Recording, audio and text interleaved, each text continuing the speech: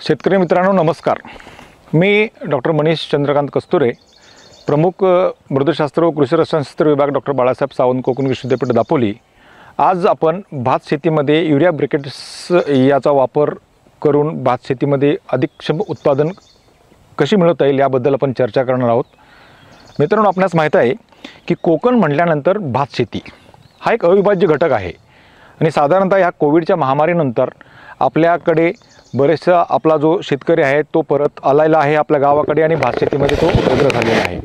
त्याच पद्धतीने डॉक्टर बाळासाहेब सावंत कोकण कृषी विद्यापीठाने भात शेतीतून समृद्धीकडे हा एक संकल्प आम्ही घेतलेला आहे आणि ह्या संकल्पानुसार डॉक्टर बाळासाहेब सावंत कोकण कृषी विद्यापीठाने विविध जाती असतील, वाण असतील, संकरित वाण असतील ह्याचा प्रसार पण केलेला आहे.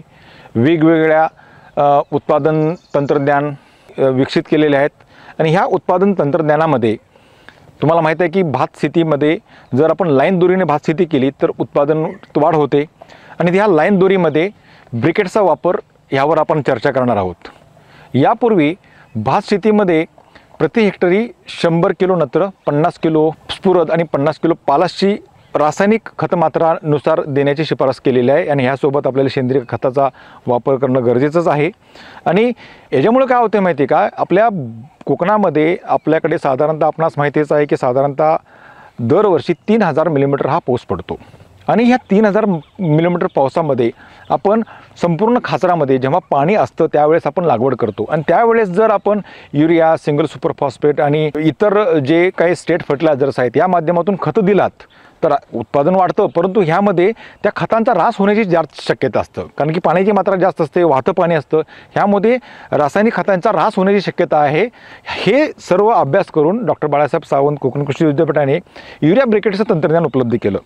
ह्या युरिया ब्रिकेट्सच्या तंत्रज्ञानात पहिल्यांदा युरिया DAPचा वापर केला, परंतु युरिया DAPमध्ये आपल्याला फक्त 34% नत्र आणि 14% स्फुरद जात होतं, पालाशची मात्रा कमी जात होती. कालांतराने त्यामध्ये सुधारणा केले आणि आता आपण कोकण अन्नपूर्णा ब्रिकेट्स या गोळ्यांची शिफारस केलेली आहे.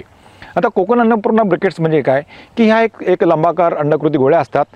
युरिया क्रांती ब्रिकेटर या मशीनद्वारे ह्या तयार केलेल्या असतात आणि ह्यामध्ये युरिया आणि इतर काही संयुक्त खते एका विशिष्ट प्रमाणात घेऊन ह्या गोळ्या तयार करतात. ही आहे युरिया ब्रिकेट्सची बॅग. मध्यवर्ती संशोधन केंद्र वाकवली येथे अशा प्रकारचे 5 किलो 10 किलोच्या बॅगा आपल्यास उपलब्ध आहेत. हा युरिया ब्रिकेटचा बॅग आहे तो कोकण अन्नपूर्णा ब्रिकेटचा जे विद्यापीठाने भात शेतीसाठी शिफारस केलेली आहे. यामध्ये संपूर्ण पोषण आहे. यामध्ये नत्राची मात्रा आहे 34%, स्फुरदाची मात्रा आहे 14% आणि पालासाची मात्रा 6% आहे. आणि ह्या अशा गोलाकार ब्रिकेट्स तयार होतात, अंडाकृती ब्रिकेट्स तयार होतात. हे जर साधारणतः एका गोळीचं वजन असतं 3 ग्रॅम आणि ह्या 4 चुडामध्ये एक गोळी खोतायची असते. आता ही गोळी खोतायची कशी तुम्हाला दाखवतो. 25x25 हे 20x25 ह्या लागवड पद्धतीमध्ये जर केलात तर 4 चूड आपल्याला मिळतात आणि 4 चुडामध्ये ह्या गोळ्यांचा वापर करायचा असतो. शेतकरी मित्रांनो, आता ह्या खाचरामध्ये पाणी आहे. ह्या पाण्यामध्ये आपल्याला ब्रिकेट्स अप्लाय करायचे आहेत, ब्रिकेट्स आपल्याला द्यायचे आहेत. तर साधारणतः 4 चुडामध्ये एक चूड, 2 चूड, 3 चूड आणि 4 चूड, ह्या 4 चुडामध्ये एक ब्रिकेट असे साधारणतः 5 ते 6 सेंटीमीटर खोलीवर आपल्याला खोचायचं आहे.